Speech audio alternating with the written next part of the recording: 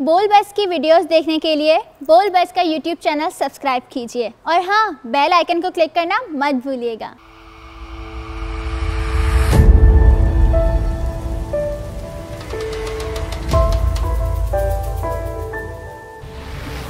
Hello everyone, welcome to बोल का पाकिस्तान। मैं हूँ आपकी होस्ट और दोस्त रवीका खान। वैसे तो अल्लाह ताला ने पाकिस्तान को हर नेमत से नवाजा है, लेकिन ज़रूरत इस अमल की है कि पाकिस्तान का पॉजिटिव फेस भी दुनिया को दिखाया जाए और बताया जाए कि हमारा पाकिस्तान भी किसी से कम नहीं है, अब चाहे मैदान जो भी हो। ये शो आप लोगों के लिए इसलिए लाया गया है कि जिसमें आप लोग को दिखाया जाए बोल का पाकिस्तान, यानी रियल पाकिस्तान। तो आइए मैं आप लोग को लेके चलती हूँ अपने पहले सेगमेंट की तरफ, जिसका नाम है शान पाकिस्तान।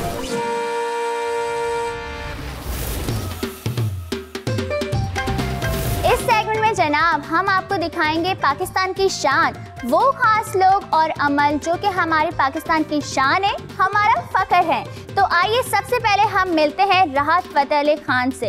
अरे मैं उस्ताद राहत फ़तेह अली खान की बात नहीं करी, बल्कि आज बोल के पाकिस्तान में मैं आप लोग को मिलवाऊंगी जूनियर राहत फ़तेह अली खान से। तो आइए वीडियो देखते हैं। अस्सलाम वालेकुम नाज़रीन, मैं हूं आपका होस्ट काका रिपोर्टर और आप देख रहे हैं बोल न्यूज़। नाज़रीन, आज मेरे साथ मौजूद हैं 9वीं क्लास के तालब इल्म शहरियार फ़ारूकी, जो कि बगैर किसी एकेडमी जाए, बगैर किसी सिंगर के पास जाए, इतने सुरीले हैं कि घर में ही नुसरत फ़तेह अली खान, राहत साहब और शफ़क़त अमानत अली को सुन कर अपने सुर पक्के किए हुए हैं। जो लोग इनके गाने सुनते हैं सब हैरान हो जाते हैं कि इतना सुरीला कैसे बचा। आइए इससे बात करते हैं, ये कब से गा रहे हैं। अस्सलाम वालेकुम। वालेकुम अस्सलाम। क्या हाल है बच्चे? अल्हम्दुलिल्लाह, अल्लाह का करम। आपकी उम्र कितनी है? 17 साल। 17 साल। किस क्लास में हो? 9th में। कब से गा रहे हो? घर में सुनते रहते हो? जी, घर में सुनता हूँ। मुझे गाते हुए तकरीबन 5-6 साल हो गए हैं। अच्छा। तो शौक़ चढ़ा देख देख के लोगों को। मेरे मामू हैं, वो गाते हैं। हमारे साथ वाले घर में एक रहते थे हैदर भाई। अच्छा। उनकी आवाज़ बड़ी अच्छी थी, वो गाते थे। बड़ा उन लोगों को देख देख के शौक़ हुआ आपको? शौक़ हुआ। फिर राहत फ़तेह अली खान साहब को जब मैंने सुना और सिंगर सुने, शफ़क़त अमानत अली खान साहब, इंडिया के एक उदित नारायण, अच्छा, बड़े फेमस सिंगर हैं, तो इन लोगों को देख देख के शौक़ बिल्ड हुआ।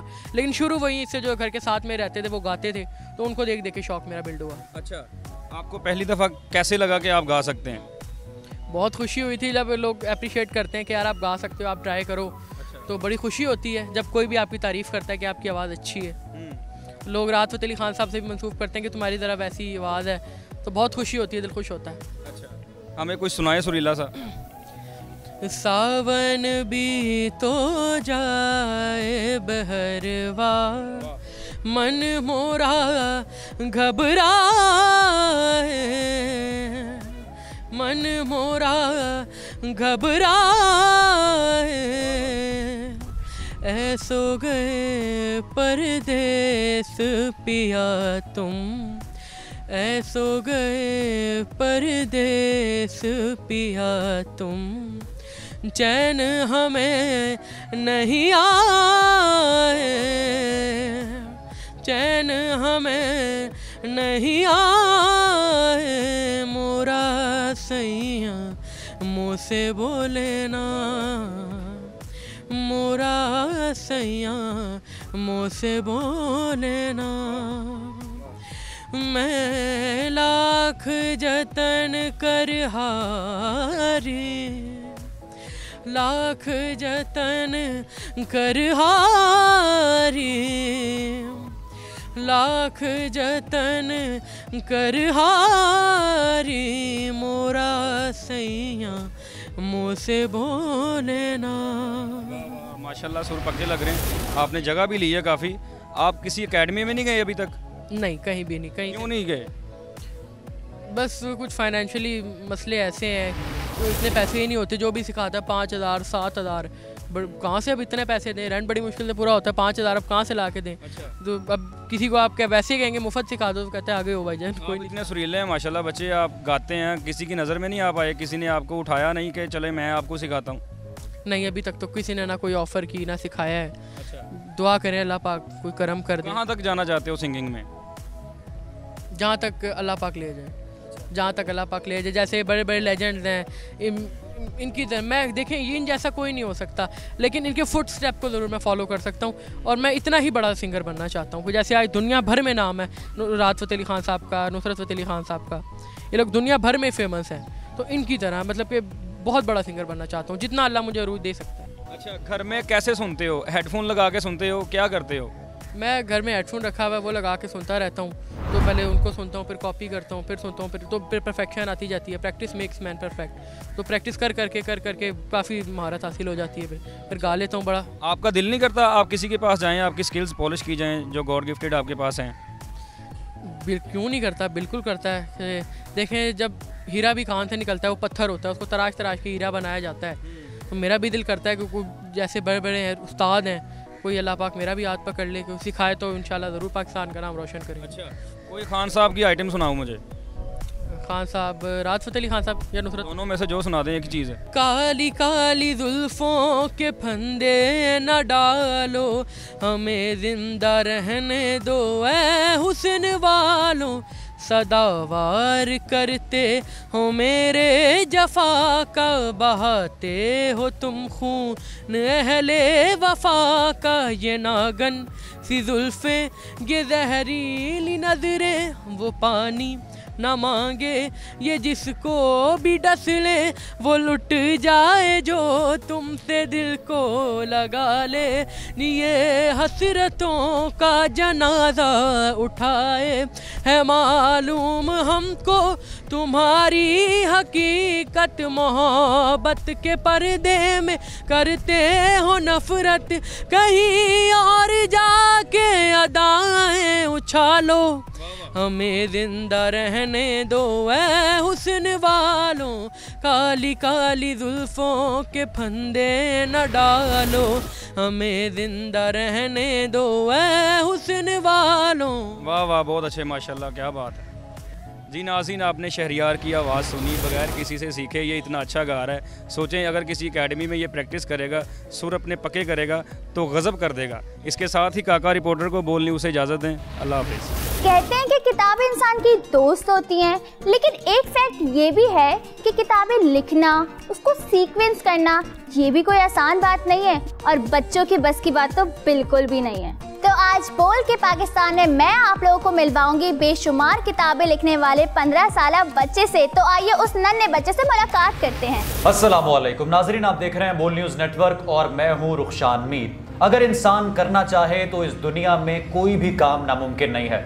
मेरे साथ मौजूद है 15 साल नूरुद्दीन ज़हीर, जिनको पाकिस्तान के किसी स्कूल ने दाखिला ये कहकर नहीं दिया कि हम जहनी माजूरी के साथ तालिब इल्म को दाखिला तो दे सकते हैं, लेकिन जिस्मानी माजूरी के साथ किसी तालिब इल्म को अपने स्कूल में नहीं रख सकते। नूरुद्दीन ज़हीर की उम्र 15 साल है, इनका कद जो है तकरीबन 3 फुट है, लेकिन इन्होंने इतने बड़े बड़े कारनामे सरअंजाम दिए हैं कि मुझ समेत सब देखने वालों को हैरत में मुब्तला कर दिया है। मेरे सामने ये जो किताब पड़ी है, इसको नूरुद्दीन ज़हीर ने खुद लिखा है और नाजरीन ये किताब इनके शेरी मजमुओं पर मुश्तमिल है और ना सिर्फ ये उर्दू ज़ुबान जानते हैं बल्कि अंग्रेज़ी पर भी उबूर हासिल रखते हैं। आज की इस वीडियो में मैं आपकी मुलाकात नूरुद्दीन ज़हीर से करवाने वाला हूं और जानने वालों की इतनी हिम्मत, इतना बुलंद हौसला नूरुद्दीन ज़हीर को कैसे मिला। सबसे पहले तो नूर ये बताएं कि कितने क्लासेस आपने स्कूल में पढ़ी हैं या सिरे से आप स्कूल गए ही नहीं? मैं स्कूल बहुत गया हूँ एडमिशन के लिए, लेकिन उन्होंने मुझे डिनाई कर दिया। उन्होंने कहा कि हम ना तो ऐसा कोई अदारा है पाकिस्तान में रमन सर्च की, और ना ये ऐसी कोई इंस्टीट्यूट है जो कि फिज़िकली डिसेबल को एडमिशन दी। जो कि मेंटली डिसेबल हैं उनके लिए एडमिशन अलाउ किया जाता है, लेकिन जो फिज़िकली हैं उनके लिए नहीं किया जाता। ठीक है, मैं तो आपसे गुफ्तगू कर रहा था, आप तारीख़ जानते हैं, उर्दू बहुत अच्छी बोलते हैं, अंग्रेज़ी में आपने शायरी लिखी है बड़ी ज़बरदस्त, तो कैसे सीखा ये सब कुछ? मुझे अल्हम्दुलिल्लाह सूफीज़्म से इंस्पिरेशन मिली है, फिर इकबाल के पोइट्री ने मुझे मोटिवेट किया है। तो मैं समझता हूँ कि सिर्फ हमारा जो अदब है पाकिस्तान का, उससे अगर पढ़ लिया जाए तो हमारे यूथ को किसी इंस्टीट्यूट की कोई ज़रूरत नहीं है। तो नूर किस शख्सियत से आप मुतासिर हुए और आपने लिटरेचर, पोइट्री और आर्ट को चुना? मैंने अल्हम्दुलिल्लाह काफ़ी सब्जेक्ट्स पढ़े और बहुत हद तक मैंने पढ़ा और ये सोचा कि हमारी यूथ तक अगर मैं ये चीज़ पहुँचा दूँ तो हमारा मुल्क कितना इससे फ़ायदा उठा सकता है। तो यही मिशन है मेरा। किस शख्सियत से सबसे ज़्यादा मुतासिर हुए? बाबुल शाह से भी मुतासिर हूँ और अल्लामा मोहम्मद इकबाल को बहुत पढ़ा है मैंने। तो मैं समझता हूँ कि इन दो शख्सियात को अगर मैं पूरा पढ़ने लग जाऊँ तो मेरी ज़िंदगी ख़त्म हो जाएगी, मगर इतना इल्म ख़त्म नहीं होगा। क्या वक्त दिन में देते हैं पढ़ाई को और किसकी सपोर्ट हासिल रही, क्या वालिदैन में से कोई लिटरेचर की तरफ था और उन्होंने आपको कहा कि आप ये किताबें पढ़ें, इन शोरा को आप पढ़ें और इस तरह से आप एक अच्छे शायर बन सकते हैं? ऐसा तो कुछ नहीं है, ज़रूरी नहीं है कि कोई इंसान अगर कुछ कर ले तो उसके वालिदैन कोई टीचर या कोई डॉक्टर या कुछ स्कॉलर हो। इससे कोई अच्छी बात नहीं है। मैं ये कहूँगा कि मेरे वालिद साहब ने शुरू अपने कहीं बचपन में या कहीं लिटरेचर में कहीं लिखी है, 1-2 किताबें लिखी थी अफसाने, क्योंकि वो एज अ टूर गाइड कहीं पूरी दुनिया के 1-2 मुल्क घुमाए हुए हैं, टूरिस्ट थे वो, तो इसीलिए उन्होंने काफ़ी किताबें 1-2 लिखी हैं। तो मैंने पढ़ी तो नहीं है बेसिकली, लेकिन मैंने आगे सूफीज़्म को पढ़ के सूफीज़्म से मोटिवेट होकर लिखी है। क्या आपका गोल है पाकिस्तान में, क्या तब्दीली देखना चाहते हैं? आपने मेरे साथ अभी जिक्र किया कि एक इदारा बनाना चाहते हैं, किस तरह का होगा वो इदारा, क्या करेगा? उस इदारे में तमाम जो होंगे इंसान जो पढ़ेंगे उनके ह्यूमन राइट्स जो होंगे वो इक्वल होंगे, क्योंकि मेरा एक टॉपिक है सबसे मशहूर, सोशल इक्वालिटी। उसमें डिसेबल जो है फिजिकल, मेंटल, हर तरह के उस पर मैं दाखिल करता हूँ। एक आम इंसान को भी स्टडी वहाँ दी जाएगी, वहाँ पर हर तरह के इक्विपमेंट्स होंगे, जैसे कि व्हील चेयर्स हैं, वो डिसेबल्स के लिए होनी चाहिए, तो वो खुद ही अपना खाना खाएं, खुद ही अपना काम करें मुख्तलिफ। तो ऐसे बाहर के मुल्कों में आ गए हुए हैं। आई थिंक पाकिस्तान को भी ये अवेयरनेस होनी चाहिए। तकरीबन कितनी किताबें पढ़ चुके आप? मैंने अल्हम्दुलिल्लाह कम से कम 2-4 और ज़्यादा से ज़्यादा 10-20 किताबें पढ़ी हैं सिर्फ। अल्हम्दुलिल्लाह मुझे देख के ऐसा लगता है कि 100 किताब मैं पढ़ गया। अच्छा, ज़बरदस्त ज़बरदस्त। अच्छा नूरुद्दीन ज़हीर, जब इस ख्वाहिश का इजहार किया कि मैं कुछ लिखना चाहता हूँ और मैं पोइट बनना चाहता हूँ, और फिर आपने इस ख्वाहिश का इजहार जब घर वालों के सामने किया कि मैं एक इंस्टीट्यूट बनाना चाहता हूँ डिसेबल लोगों के लिए, तो मोटिवेट किया गया घर वालों की तरफ से, कहा गया कि यार बैठ जाओ, तुम किन चक्करों में पड़ गए? मुझे अल्हम्दुलिल्लाह काफ़ी इंकरेजमेंट मिली है अपने वालिदैन से, अपने घर वालों से, और मेरा ये कहना है कि मैं जो काम करता हूँ मैं करके करता हूँ कि मैंने कर लिया है। ये नहीं कहता कि मैं करने जा रहा हूँ और ये करूँगा। तो मैंने अपनी पहली नज़म जो किताब में है मुसाफिर, वो लिख के दिखाई थी कि डैड मैंने ये लिखी है, तो आपका क्या ख्याल है, मैं लिख सकता हूँ? उन्होंने मुझे बहुत एनकरेजमेंट दी, मेरे वालिद साहब ने, कि तुमने बहुत बेहतर लिखी है और तुम काफ़ी अच्छा लिख सकते हो। तो मेरे अंदर एक जुनून सा जज्बा आया, जिसकी वजह से मैं आगे लिखता रहा। मैं सोचता हूँ कि अगर मुझे कहा जाता कि नहीं ये बहुत बचकाना है, ये सही नहीं है, या तुम नहीं लिख सकते, तो हो सकता है कि मैं ना लिख सकता। क्या दोस्त भी बनाया नूरुद्दीन ज़हीर ने? मैं ज़्यादातर तन्हाई पसंद करता हूँ, अकेला रहता हूँ, इल्म के अंदर घूम रहता हूँ, तो इस चीज़ की वजह से मेरे दोस्त थोड़े कम हैं। नूरुद्दीन ज़हीर की गुफ्तगू नाज़रीन आपने सुनी, बड़े दिलचस्प इंसान हैं, और उर्दू, अंग्रेज़ी, poetry, literature, art, cinema, culture, सब में बड़ा दिलचस्पी के साथ जो है ये ना सिर्फ उसको ऑब्ज़र्व करते हैं बल्कि उसमें कंट्रीब्यूशन की भी कोशिश करें। नूरुद्दीन ज़हीर, बहुत शुक्रिया आपके वक्त का। हमारी दुआ है कि अल्लाह ताला आपको मज़ीद कामयाबी और कामरानी अता फरमाए। नाजरीन, बोल न्यूज़ नेटवर्क से रुखसान मीर को दीजिए इजाज़त। वीडियो अगर पसंद आई तो लाइक ज़रूर करें। अल्लाह हाफ़िज़। कहते हैं दुनिया में मुफ्त में कुछ भी नहीं मिलता, लेकिन एक पाकिस्तानी है जिसने इस बात को गलत साबित कर दिया है। वो अपने ऑटो में सबको फ्री राइड्स देते हैं। मतलब आप लोग सोच सकते हैं कि इस दौर में फ्री राइड्स, तो आइए उनसे मिलते हैं कि वो सबको फ्री राइड्स क्यों देते हैं। हैं लोग वही जहां में अच्छे आते हैं जो काम दूसरों के। अस्सलाम वालेकुम, मैं हूं आपकी मेज़बान सोबिया खुतब और आप देख रहे हैं बोल नेटवर्क। इस वक्त हम मौजूद हैं कराची के सबसे कदीम इलाके रनशोर लाइन में, जहां हम आपकी मुलाकात एक ऐसे रिक्शा ड्राइवर से कराएंगे जो माजूर बच्चों को फ्री राइड फराहम करते हैं। आइए इनसे बात करते हैं और जानते हैं इनकी जिंदगी के तल्ख हक़ाइक़। 2006 से फलाई बहबूद का काम कर रहा हूँ। मेरा एक माजूर बेटा है, उसकी वजह से लोगों की खिदमत करता हूँ। जब भी मैं जाता हूँ तो मुझे पहचानता नहीं,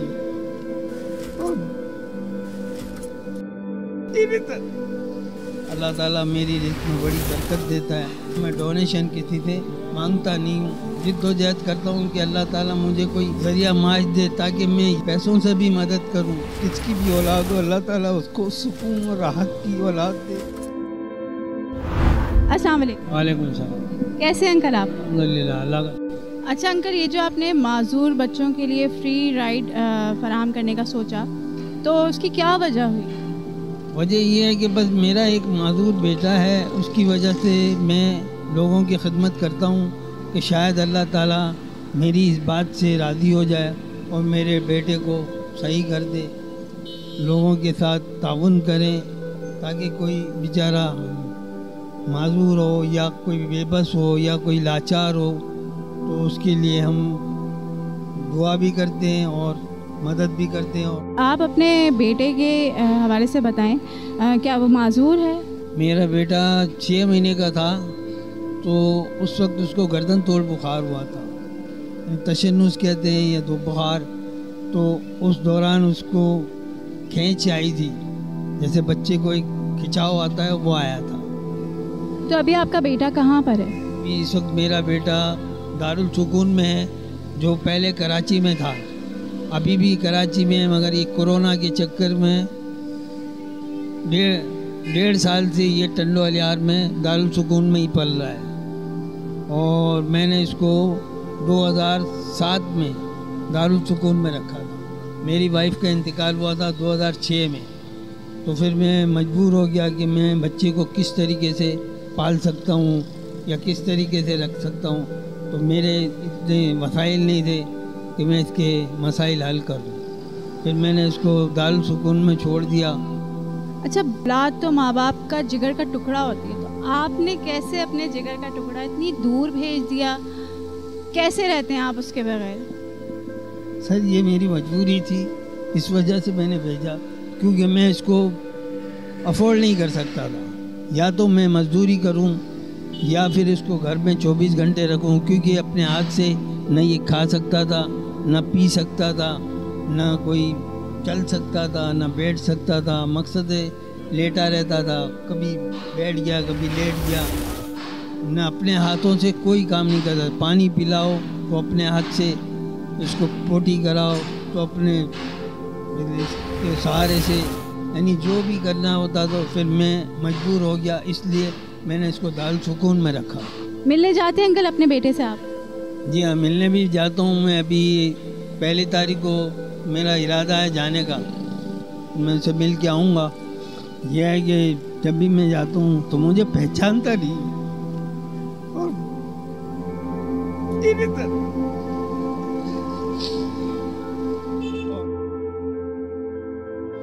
ना मुझे पहचानता है ना किसी को पहचानता है, सिर्फ बताया बुताया अबू कहता रहता है। मैं उसे पूछता हूँ कि भाई मैं कौन हूँ, तो कहता तुम मैं तुम्हारा नवासा हूँ।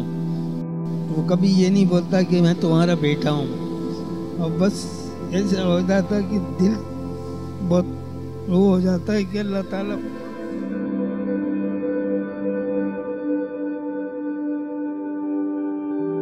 मोहताजी ना दे, और किसकी भी औलाद हो अल्लाह ताला उसको सुकून और राहत की औलाद दे हमेशा। अल्लाह ताला बच्चा दे या कोई भी बच्ची दे तो अल्लाह उसको सेहतमंद और तंदुरुस्त दे, और मेरे जैसा किसी को भी बेटा ना दे। अगर दे तो उसके साथ उसके वसाइल भी दें। आपने अपने रिक्शे में जैसे लिखवा रखा है कि माजूर बच्चों के लिए फ्री राइड है, तो लोगों ने पेशकश की कोई फंड्स देने की, आपको मदद करने की?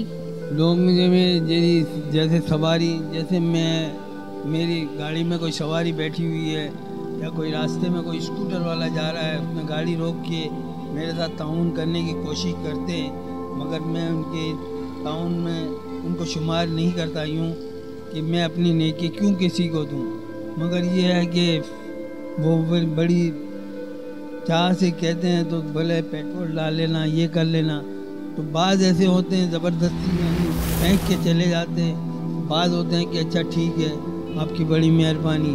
वैसे कोशिश ये करता हूँ मैं डोनेशन किसी से मांगता नहीं हूँ, ना लेता हूँ।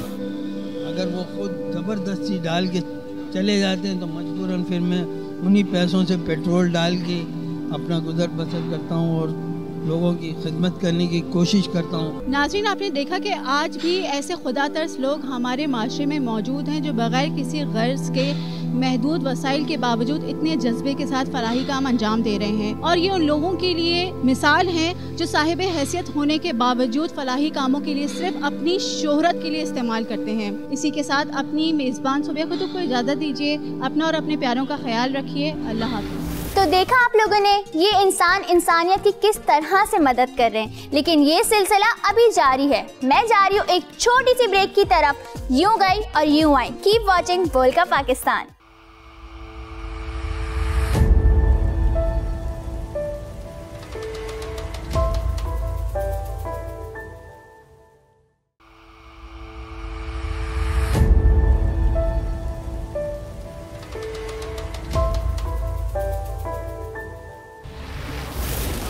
Welcome back to world cup Pakistan. Break से पहले मैंने आप लोगों को कुछ ऐसी शख्सियात से मिलाया था जो कि है शान पाकिस्तान, लेकिन अब मैं आप लोग को लेके चलती हूँ एक ऐसी सेगमेंट की तरफ जिसका नाम है अनोखा पाकिस्तान।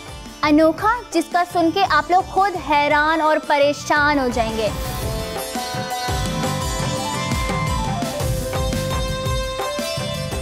तो सबसे पहले मैं आपको मिलवाती हूँ एक ऐसी दुल्हन से जिसने बगैर दूल्हा की रुखसती कर ली।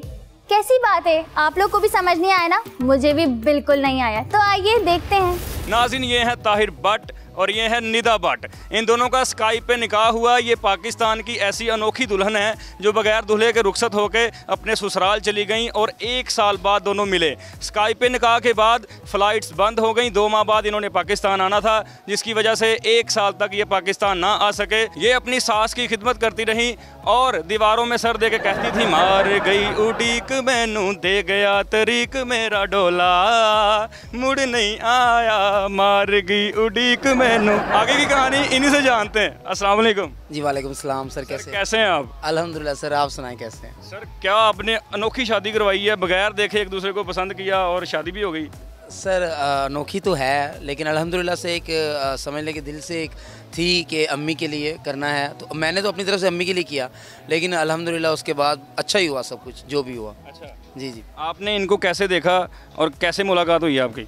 मेरी तो मुलाकात नहीं हुई, मैं तो खाला से मिलने गई थी और इनकी अम्मी थी और मुझे तो ये भी नहीं पता। मैं घर आई तो रात को मेरे बाबा आए, उन्होंने कहा इस तरह से वो साथ लेडी थी। मैंने कहा जी, उनका बेटा है तो उससे शादी करोगी?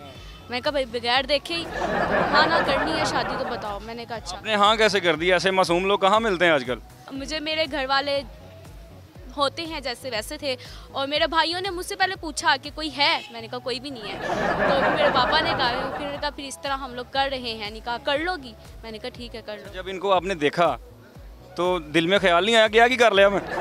नहीं, ये ख्याल तो नहीं आया, पर जब मैंने इनको देखा ना तो सब कह रहे थे कि अच्छे हैं। मैंने कहा ठीक है, बट लाइव ज़्यादा अच्छे हैं। वैसे तो वो एडिट की होती है बट अच्छा भट्ट साहब जी सर, कैसे गुजरा वो वक्त, मुझे ये बताएं। जब आप उधर थे, निकाह हो गया, तुसी उत्थे बैठे हो, तुसी भी तो कंधा ही टकरा मारते होने। इसमें 2 बातें हैं। एक तो ये है कि ना अगर एज अ वाइफ इनको देखता था ना तो बड़ी प्रॉब्लम होती थी, बड़ी यार कि कब जाऊंगा, कैसे ये वो। अब ये मुझे यहाँ से कहती थी कि भाई आओ आओ आओ, कब आना है, आप मेरे साथ फ्रॉड कर रहे हैं। बट वक्ती तौर पे 1 घंटा या 2 घंटा मेरे साथ थोड़ा सा नाराज़ रहती थी, लेकिन अल्हम्दुलिल्लाह से ये बहुत अच्छी हैं। इन्होंने मेरी अम्मी की खिदमत जैसे की है ना, मुझे वो देख कर ना अपने आप सुकून होता था अंदर से। आप मुझे ये बताएं कि 1 साल के अंदर आप रोई कितनी दफ़ा हैं? रोज़ाना 5-6 दफ़ा तो रोती थी अगर मैंने कोई चीज़ लेनी है। शादी से पहले मेरे बाबा वगैरह, हाँ शादी से पहले मुझे अगर भूख लगती थी मैं अपने कमरे में बैठ के पापा को कहती थी कि बाबा मुझे ये खाना ला दे। शादी के बाद मैं किसको कहूँ, मैं पापा को कहूँ? पापा कहते तेरा ब्याह हो गया, चल तू जिथे बैठी होती रहे। मैंने रोना, फिर मैं इनको फ़ोन करती थी, मैं रोती होती थी। हाँ मैं मर हो गया। आप आई हैं, इनकी तस्वीर साथ थी, क्या सीन था, मुझे वो सीन बताएं। रुखसत हो गया, कुछ नहीं था, ऑनलाइन निकाह जस्ट हुआ तो निकाह के बाद फ़ोन बंद हो गया। फिर ढोल ढमक्के जैसे होते हैं, भंगड़े वाले, फिर वो बाजे वाले आए हुए थे, वो थे, फिर डांस वगैरह सबने किया, सब कुछ हुआ। सब कुछ था, ये नहीं था। दूल्हे नहीं थे, कमरा भी था, डेकोरेट भी था, दूल्हे नहीं थे। इनकी जगह फिर इनकी मामा और इनकी बहन हुई। आपका वो टाइम कैसे गुजरा? आप अपने दोस्तों को कहते नहीं मतलब बेसब्रा बट पहली बार देखोगे तो? सर वो यकीन करें, वो टाइम ऐसा था, मैंने अपने फ्रेंड्स को बोला, क्योंकि 2 दिन में ये बात होगी। मेरी अम्मी ने हॉस्पिटल में मुझे ऐसे कहा, मैंने करना है, तो मैंने कहा अगर लड़की मानती है आपके साथ रहने के लिए, क्योंकि मेरे नहीं ख्याल, आपने भी नहीं सुना होगा कि कोई लड़की दूल्हे के बिना आ जाती है। अब जब मैंने अपने फ्रेंड्स को बताया, शाम का हम खाना खा रहे थे फ्रेंड्स, नेक्स्ट डे फ्राइडे था और 12 रबीउल अव्वल का दिन था, तो मैंने अपने फ्रेंड से कहा भाई कल मेरा निकाह है। अब लड़के मजाक में जैसे टोन मारते हैं, अचानक कैसे हो गया? हाँ, जुगते मारने लग गए हैं। फिर मैंने उनको अम्मी के वॉइस मैसेज सुनाए कि भाई ये देखो मेरी अम्मी ने कहा है कल निकाह है। फिर एक दोस्त ने कह दिया कल तेरा ऑनलाइन निकाह है, वीडियो कॉल पे नेट चला गया, एक कबूल किया, दूजे कबूल हो रही नेट नहीं है, तेरा ब्याह तो बीच ही रह गया। अच्छा, अब वो उस फ्रेंड की बात मैंने सीरियस ले ली और मैंने कहा भाई घर में नहीं करनी, क्योंकि घर में सिग्नल प्रॉब्लम हो जाती है, कोई वायर हिल जाती है, ये वो। मैंने मोबाइल का पैकेज करवाया नेट का और हम लोग नेक्स्ट डे बाहर पार्क में चले गए। ऐसे ही ओपन एरिया था, वहाँ पे वीडियो बनाई बाकायदा, वहाँ पे मेरे फ्रेंड वीडियो बना रहे थे। हाँ, वहाँ पे भी मेरा अल्हम्दुलिल्लाह मैंने एक शलवार कमीज़ अच्छी पहनी हुई थी और मेरे दोस्तों ने मुझे हार वगैरह पहनाए। वहाँ पे पार्क में हमने डांस किया, मेरे दोस्तों ने किया, मैंने किया, मिठाई थी और इधर पे इनके साथ सारा माशाल्लाह से ढोल वगैरह सब कुछ थे। तो वीडियो कॉल पे तो सब हो रहा था सब कुछ, बस ये था कि मैं नहीं था इनके साथ, ये मेरे साथ। मैं पूछता हूँ ऐसे ये कौन से शाहरुख खान है जो आपसे वेट नहीं हुआ, इनको आने नहीं देती पाकिस्तान, स्काइप पे ही शादी कर ली कि कहीं अच्छा लड़का निकल ना जाए? नहीं, मैंने तो इनको देखा ही नहीं था। मैंने तो निकाह वाले दिन जब वो पछतावा होता है ना? नहीं, पछतावा तो नहीं होता है, मैं क्यों गई, पछतावा तो नहीं होता, गुस्सा आता है कि फिर अभी ये 10 दिन की छुट्टी 25 दिन की आए हैं और ये तब आना था 5 माह बाद कहना था कॉल करके, हूं ना ही मेरे दिलों लथ गया तो। नहीं इस तरह तो नहीं है, बस ये था कि बस जल्दी से आ जाए। अब ये मुझे डेली कहती थी कि आओ आओ, अब मुझे कंपनी छुट्टी नहीं दे रही क्योंकि कंपनी को पता है ये जाएगा तो वापस कब ऐसे आएगा। तुहानू कहते होने टिकट करवा लें। हाँ। और आप आगे से क्या कहते होंगे? कोरोना। तो अभी ये सीनो ये मुझे कहती थी करवाएं, मैं कहता था कि देखिए मैं अगर आया तो वापस ना, तो कहती थी ना जाओ वापस, इधर रहें, इधर कोई बिज़नेस कर लें, कोई काम कर लें, कोई जॉब कर लें, पढ़े लिखे हैं आप, तो इस तरह की बातें थी। बट फिर मैंने एक दिन तंग आकर ना ऐसे ही, क्योंकि ये रो रही थी बहुत ज़्यादा, तो मैंने आई थिंक 1 अगस्त का दिन था वो, तो मैंने ऐसे कह दिया कि अच्छा चले ठीक है मैं आ जाऊँगा ना 5-6 दिन तक। कहती 10 तारीख को आप इधर हो, तो मैंने कह दिया, मैंने टालने की क्योंकि रो रही थी ये, मैंने चुप करवाने के लिए कह दिया मैं 10 अगस्त को आ जाऊँगा।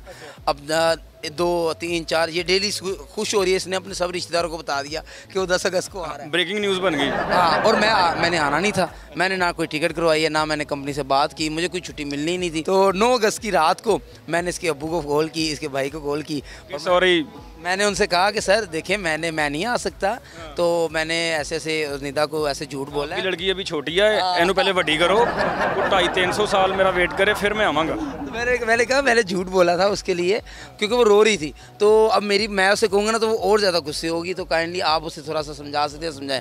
फिर इसके बाबा और इसके भाई घर आए, इसको साथ ले गए, कहते चलो तुम्हें ना घर लेके जाना है, कोई मेहमान आए। वहाँ जाकर इसको समझाया है, अब ये वहाँ पर रोने लगी, लेकिन उन्होंने भाई ने और आंसुओं में बह गए। अनोखे पाकिस्तान में मैं आप लोगों को सिर्फ अनोखे टैलेंट से नहीं बल्कि पाकिस्तान की अनोखी कुछ जगहें भी दिखाऊंगी। तो सबसे पहले नाम आता है नेटी जेटी। सुना है आप लोगों ने? मैंने भी सुना है। बचपन में मैं जाती थी मछलियों को दाना डालने, और आई थिंक कुछ लोग जाते भी है वहाँ पे अपनी मन्नत को पूरा करने। पर पहली दफ़ा मैंने सुना है कि नेटी जेटी की कुछ खुसूसियात भी हैं। तो आइए आप भी देखें, मैं भी देखती हूँ। तो लेके चलती हूँ मैं नेटी जेटी। यहाँ पे इस वक्त हमारे साथ एक फैमिली मौजूद है जो यहाँ पे आटा डालने के लिए आए मछलियों को। तो इनसे जानते हैं कि क्या वजह है, क्यों डाली जाती है यहाँ पर ये आटे की गोलियाँ, क्या कोई ख़ास मन्नत मानी जाती है, और ये कब से ये रिवाज चल निकला है, कब से यहाँ पर आ रहे हैं आटा डालने के लिए और क्यों डालते हैं, और कोई ख़ास स्पेशल कोई मन्नत मानी हुई है? नहीं, कोई ऐसी बात नहीं है। बाकी ये कि आटा वगैरह होता है घर में तो ये जानवर वगैरह खा लेते हैं, मछलियाँ वगैरह खा लेती हैं, उसके लिए फेंक देते हैं। चने वगैरह ये वो जब मन्नत नहीं होती वो वैसे ही डाल देते हैं। लोग तो करते हैं ऐसी, जिनकी मनतें होती हैं वो करते हैं, वो फेंकते हैं वो, मगर हम लोग तो इसलिए नहीं आते, हम लोग तो खाली आटा वगैरह डाल देते हैं। जैसे यहाँ से 20 रुपये का मिल गया आटा, डाल दिए, बच्चों को खुश कर दिया थोड़ा, वो घर में कुछ अगर चीज़ पड़ी हुई ऐसी रोटी वगैरह या कोई ऐसी चीज़ वो डाल देते हैं, वो जानवर वगैरह खा लेते हैं बस। कब से आ रहे हैं यहाँ पर डालने? काफ़ी अर्सा हो गया, मतलब जब भी टाइम मिलता है, साल में 6 महीने में जब भी टाइम मिलता आ जाते हैं। जी हमारी तो मन्नतें पूरी होती हैं तो हम इसलिए ये सब करते हैं। और ये कि सदका वगैरह भी वहाँ निकालने से अच्छा है, लोगों को देने से अच्छा है यहाँ खिला देते छिलकों को, उसमें ज़्यादा अच्छा है। कब से कर रही हैं? हमने तो जब से होश संभाला अपनी अम्मी अब्बू को देखा, हमने भी यही कर रहे हैं। अभी मेरी बेटी नवासी हुई है, उसकी भी मन्नत है, तो मैं अभी यहाँ पे ज़रा उतारने आई हूँ। मन्नत पूरी होती है? जी होती है, मेरी तो हुई है भाई। अपनी दिल की कहता है कि बात पूरी हो, अल्लाह की बात भरोसा, बंदों पर उम्मीद है बस। मेरी मन्नत पूरी हुई है। मेरी बेटी की शादी का था, मैंने जिससे ऐसे घर चाहा था, जिससे से सब कुछ चाहा, मेरी बेटी की अच्छे से घर में शादी हुई है। अल्लाह ताला ससुराल वाले भी अच्छे हैं उसके, और अभी बेटी हुई है, आज 17 दिन की हुई है, इसीलिए आई। अभी अब्दुल्ला शाह गाजी जाऊँगी मैं, वहाँ पे चादर वगैरह चढ़ाना है मुझे अब्दुल्ला शाह गाजी पे। तो आपको लगता है ये सही इक़दाम है यहाँ पे आके इस तरह से जो है ना मछलियों को खाना खिलाना, चीलों को इस तरह से खाना खिलाना, तो इससे जो है ना सारी मतलब मुश्किलात दूर होती? मुश्किलातें दूर होती है, हमारी तो होती है भाई, और लोगों की तो मैं नहीं कह सकती हूँ, हमारी तो होती है, परेशानियाँ दूर होती है, हम हर हफ्ते में आते हैं। जी जनाब, इस वक्त हमारे साथ आलमगीर साहब मौजूद हैं, और आलमगीर यहाँ पर पिछले तकरीबन 14 साल से ये गोलियाँ बेचते हैं और जो है साथ साथ गोश्त भी बेचते हैं। जो यहाँ पे लोग आते हैं और मछलियों को और कबूतरों को उनका दाना डाला जाता है, चीलों को गोश्त डाला जाता है। कब से शुरू हुआ ये सिलसिला यहाँ पर आटा डालने का, मछलियों को इस तरह से और चीलों को गोश्त डालने का? ये काफ़ी टाइम से ये सिलसिला चालू हुआ है, तकरीबन मैं 8 साल का था जब से वालिद लोग ये काम कर रहे थे, तब से उस टाइम से लेकर पहले वालिद बेच रहा था, फिर भाई लोग था, अभी मैं कर रहा हूँ। क्या वजह है कि लोग इस तरह से यहाँ पे आटे की गोलियाँ डालते हैं? तो कोई ख़ास उनकी मन्नतें मानी भी होती हैं क्या? ये आटे पे लोग मन्नत मांगते हैं और पेपड़ा जो है वो सदक़े के लिए खिलाते हैं, गोश्त और मच्छियों को सवाब के लिए खिलाते हैं, कहते हैं इससे सवाब मिलता है और मन्नत पूरी हो जाती है। तो लोगों की मन्नतें पूरी होती हैं यहाँ? हो जाती है जी, काफ़ी लोगों का मैंने देखा है जो उनकी मन्नतें पूरी हो जाती है। क्या क्या डालते हैं? आटे की गोलियाँ हैं, गोश्त है, इसके अलावा और क्या? इसके अलावा एक कबूतर का दाना है, वो नीचे खिलाते हैं कबूतरों को जी, वहाँ पे नीचे कबूतर है वहाँ पे खिलाते हैं और यहाँ पे सिर्फ आटा और गोश्त खिलाते हैं। यहाँ पर जो लोग आते हैं और आके डालते हैं चीज़ों को, तो उससे कचरा भी बहुत ज़्यादा होता है, तो उसके लिए लोगों को मना नहीं होता। ये तो देखो आटा जो है वो पानी में डालते हैं, वो या तो मच्छी खा लेता है या तो पानी में पिघल जाता है, और ये चलता हुआ पानी है, ये जब उतरते हैं तो गंदा हो जाता है, जब चढ़ता है तो बड़ा समंदर से आता है, साफ़ पानी होता है। फिर बीच में यहाँ पे लोगों के खुदकुशी का भी सिलसिला शुरू हुआ था, वो हुआ था, तो उसमें क्या वजह हुई? वो काफ़ी टाइम पहले था, जब पूरे शीटे खुले हुए थे, उस टाइम पे लोग आते थे, करते थे खुदकुशियाँ, मगर अभी इस टाइम पे कोई नहीं आ रहा है। तो लोग, कोई लोग घर से तंग होते, कोई किसी का आशिकी का चक्कर होता था, बस ये चीज़ें करके इससे बेजार हो के आके यहाँ पे खुदकुशी करते, पानी में कूद जाते। कई ऐसे बंदे हमने देखे जो पानी में कूद जाते, फिर पानी में चीखे मारते कि बचाओ, फिर जब उसको निकाल देते हम लोग किनारे में लेके आते, फिर छिपा वाला ले जाते। सारे दिन में कितनी गोलियाँ आटे की बिक जाती हैं, और उसके अलावा गोश्त कितना बिक जाता है? ये तकरीबन 10 किलो तक आटा बिक जाता है हमारा, 10 किलो 12 किलो, और पेपड़ा भी तकरीबन 4-5 दाने जो है बिक जाते हैं। तो कब से आ रही हैं आप? मैं बचपन से पहले अपने फादर के साथ आती थी, फिर शादी हुई तो अल्हम्दुलिल्लाह शौहर भी इस नेचर के थे अच्छे, तो वो भी मुझे यहाँ लेके आते हैं। तो हर वीक? नहीं, हर वीक तो नहीं आते, मंथ में एक टाइम आ जाते हैं हम लोग यहाँ पे। तो आपको लगता है कि यहाँ के इस तरह से दाना डालने से मन्नतें पूरी होती हैं? नहीं, मेरा ये मानना नहीं है, मन्नत तो मैं नहीं मानती। मैं ये कहती हूँ कि आप रब के सामने 5 वक्त सजदा करें तो आपको हर कुछ मिलेगा, लेकिन यहाँ आते हैं बच्चों को सिखाना चाहिए ये चीज़ के परिंदों को भी दाना डाला करें, परिंदों को भी खिलाया करें, तो ये अच्छा लगता है, लेकिन इससे कोई मन्नत का कोई वो नहीं है। मेरी कॉन्सेप्ट गलत है। जी, ये बिल्कुल गलत है। ये वीडियो तो काफ़ी इन्फॉर्मेटिव थी, मुझे भी इतनी इन्फॉर्मेशन नहीं थी नेठी जेठी के बारे में, लेकिन अब हो गई है। वैसे मैं ये सोच रही थी कि 1 घंटा भी इस शो के लिए काफ़ी नहीं है, लेकिन अभी मुझे जाना होगा, ये सिलसिला जारी रहेगा। मिलते हैं एक छोटी सी ब्रेक के बाद।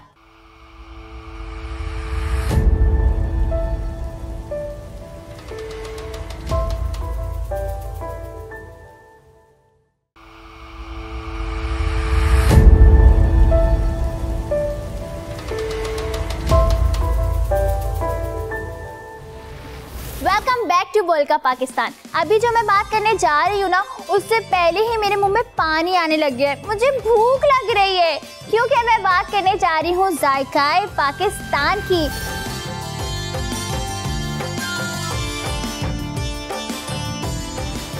एक जायका ही तो है जो इंसान कभी भूलता नहीं है। अब बात की जाए बिरयानी की, निहारी की, कढ़ाई की या पुलाव की, पाकिस्तान का नाम खानों में सबसे टॉप लिस्ट पे आता है। तो आइए मैं आपको लेके चलती हूँ लाहौर की मशहूर दुम्बा कढ़ाई। जिस वक्त हमारे साथ मौजूद हैं अलियास दुम्बा कढ़ाई के ऑनर मोहम्मद परवेज, इन्हीं से जानते हैं आखिरकार रेसिपी में इतना खास क्या है कि लोग इनकी दुम्बा कढ़ाई के दीवाने हैं। अस्सलाम वालेकुम सर। वालेकुम सलाम, बिस्मिल्लाहिर्रहमानिर्रहीम। सर मुझे ये बताएं कि लोग यहाँ पर आते हैं, दुम्बा कढ़ाई इतने शौक से खाते हैं, तो क्या खास बात है? खास बात ये है कि हम खीरा दुम्बा इस्तेमाल करते हैं और लाची की लक्कड़ और घी की आग पे तैयार करते हैं, और इसमें काली मिर्च, सब्ज़ मिर्च, लहसुन, अदरक और ख़ास किस्म की हमारी रेसिपी होती है कि लोगों को हमारा खाना पसंद आता है। नहीं, इसमें आपके पास कौन कौन सी कढ़ाई हैं? हमारे पास शनवारी कढ़ाई, सुलेमानी कढ़ाई, नमकीन टिक्का, दम पोहत, सालम दुम्बा, काबली पुलाव और कीमा होता है। सबसे बेहतरीन 3 जो हैं वो बताएं। लोग 95% शनवारी कढ़ाई इस्तेमाल करते हैं। ये हमारे ख़ास किस्म के शेफ़ हैं जी, ये रंधावा साहब शेफ़ हैं जी, बहुत अच्छे शेफ़ हैं,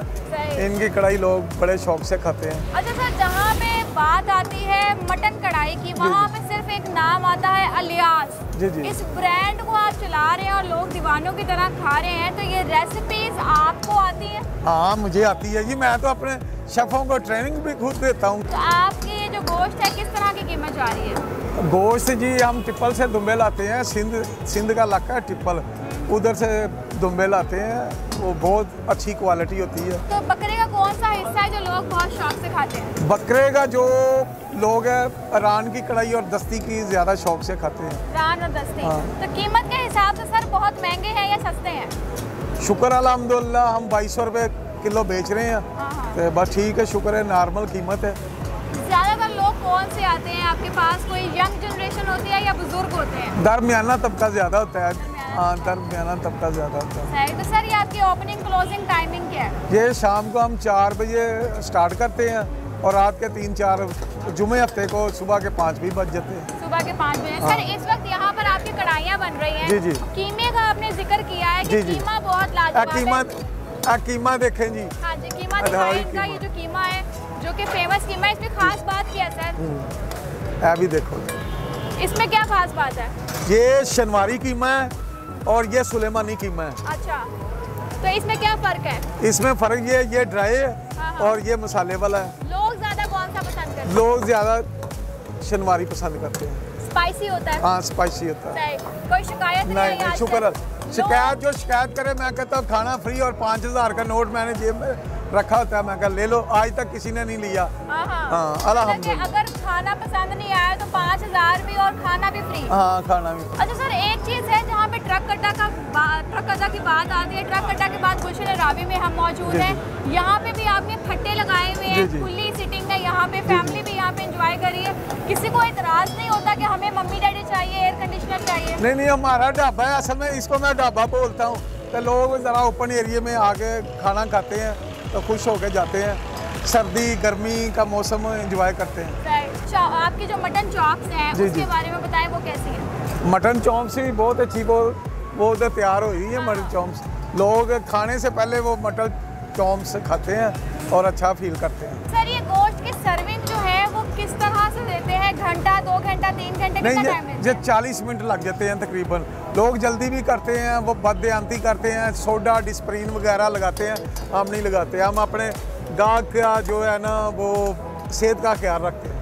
बहुत शुक्रिया सर। सीनियर शेफ हमारे साथ मौजूद है, इन्हीं से बात करते हैं। अस्सलाम वालेकुम। वालेकुम अस्सलाम। ये एक वक्त में कितनी कढ़ाइयाँ रखी हुई हैं आपने? एक वक्त में तकरीबन 6 कढ़ाइयाँ रखते हैं। तो कितने लोग बनाते हैं? तकरीबन 5 लोग बना रहे हैं। 5 लोग बना रहे हैं। तो आपकी जो कढ़ाई है सबसे बेहतरीन कढ़ाई कौन सी है? शनवारी कढ़ाई। क्या डालते हैं उसमें?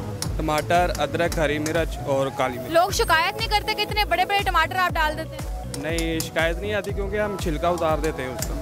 जी, खास बात यहाँ पे इनका टेस्ट मुझे खींच के इधर ले आता है। खाना ज़बरदस्त है, हम 4 साल से खा रहे हैं। खाएं ना खाएं, दुम्बा कढ़ाई में खानी चाहिए। आई एम श्योर ये दुम्बा कढ़ाई की वीडियो देखने के बाद ना आप सबके मुंह में पानी आ गया होगा, मेरे मुंह में भी पानी आ गया। तो मैं जा रही हूँ कुछ खाने और मिलते हैं एक छोटी सी ब्रेक के बाद।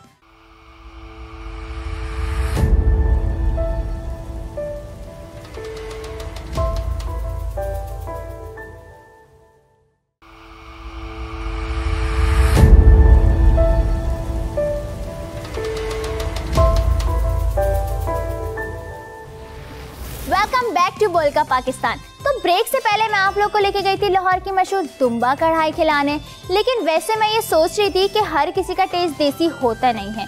कुछ लोगों को बर्गर्स भी बहुत पसंद होते हैं। अब मैं बर्गर लोगों की बात नहीं कर रही, मैं मुख्तलिफ बर्गर्स की बात करती हूँ जो कि लोगों को बहुत ज़्यादा पसंद है। किसी को चिकन बर्गर बहुत पसंद है, किसी को बीफ बर्गर बहुत पसंद है और किसी को जिंगर बर्गर बहुत पसंद है, जैसे कि मैं।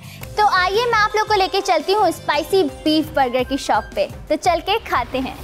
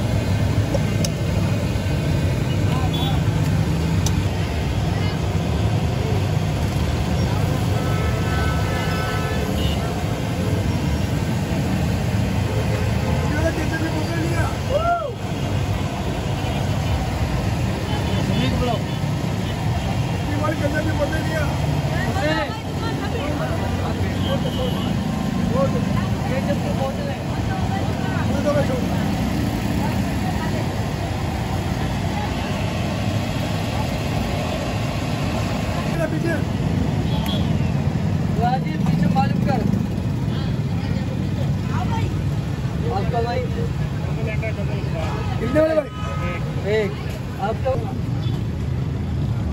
भाई तो 70 वाले कर दो, 40 वाली बोतल है भाई।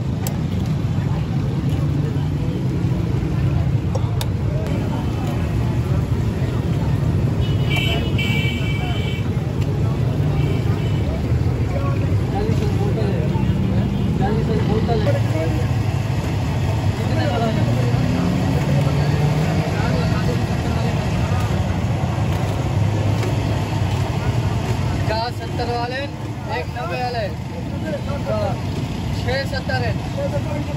हाँ भाई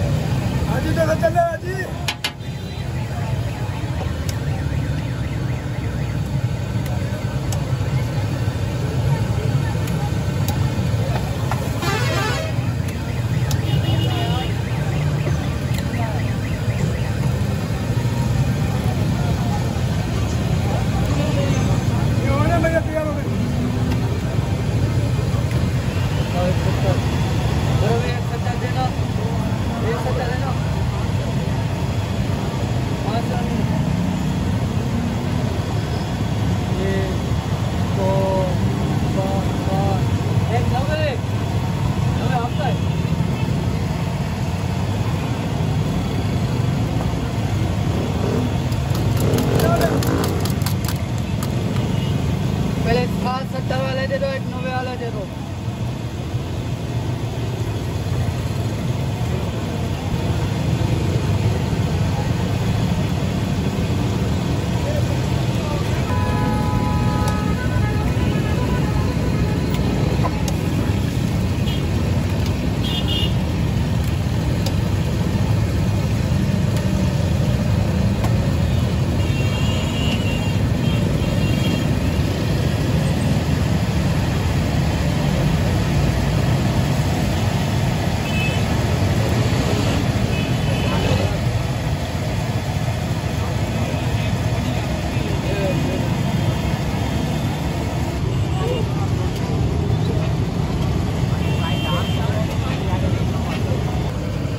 इधर है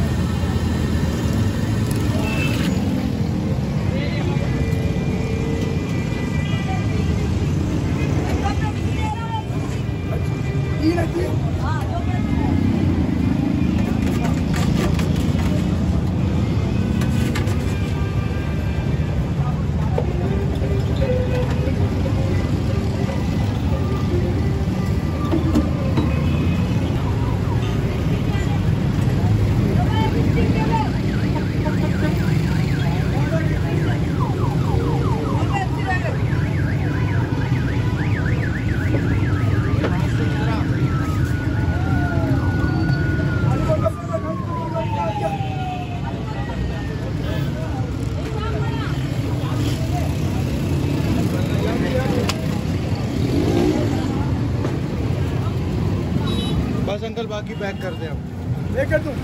थैंक यू सो मच। यहीं पे हमारा शो खत्म होता है। उम्मीद करती हूँ आप लोगों को बहुत पसंद आया होगा। अब जैसा भी लगा है वो सारा फीडबैक आप लोगों को हमारे YouTube चैनल पर देना है। सो कीप वॉचिंग बोल एंटरटेनमेंट। मिलते हैं नेक्स्ट एपिसोड में। जब तक अपना ख्याल रखें। अल्लाह हाफिज।